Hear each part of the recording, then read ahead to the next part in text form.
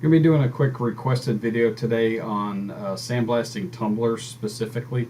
We've got some footage that I did in the sandblast cabinet, so the GoPro is actually in the cabinet, so it'll show some really good footage of doing the actual tumbler. I could not run the microphone while the GoPro was in there because it was inside one of those waterproof cases, and there's no way to plug the microphone into it while it's in there, so I'm having to go back over and dub that after the fact. So we had a project for several tumblers, and I just popped the GoPro in there while I was doing that. Real quick about our sandblasting, because we get these questions every once in a while. We use 100 grit red garnet, and the reason why I use that versus the aluminum oxide is it seems to last a lot longer. It's no more expensive than the aluminum oxide, and it creates a lot less dust. So we've had just really good luck with using the red garnet versus the aluminum oxide.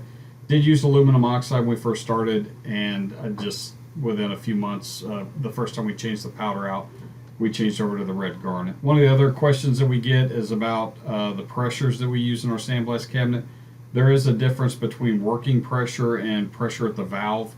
So if you set your pressure regulator at 40 psi to do a tumbler, when you push your pedal down to start sanding, it's probably going to drop quite a bit. So you need to set your pressure gauge up and then hit your pedal, see how much it drops, and then keep adjusting till you get to the right pressure that you need for actually working pressure. As far as tumblers go, we sand those at about 30 to 40 psi. They're pretty mild stainless steel, so it doesn't take much to just scuff those up enough to be coated.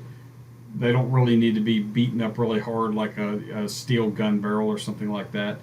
For the poly frames and things like that and anodized aluminum, we sand at about 45 to 60 psi.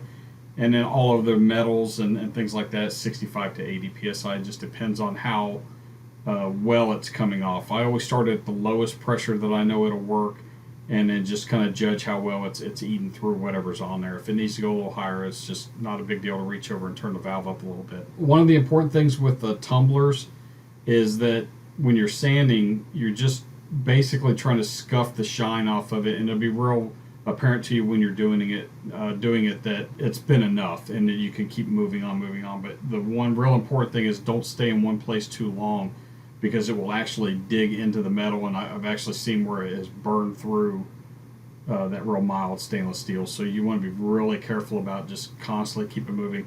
Nice even strokes, and that'll get you what you need. All you're really looking for on that, and you'll be able to see it in this video, is a nice dull surface. You just want to take that nice stainless steel shine and knock that off, and that'll be more than enough scuff to have the Cerakote bond to it as well as you need it.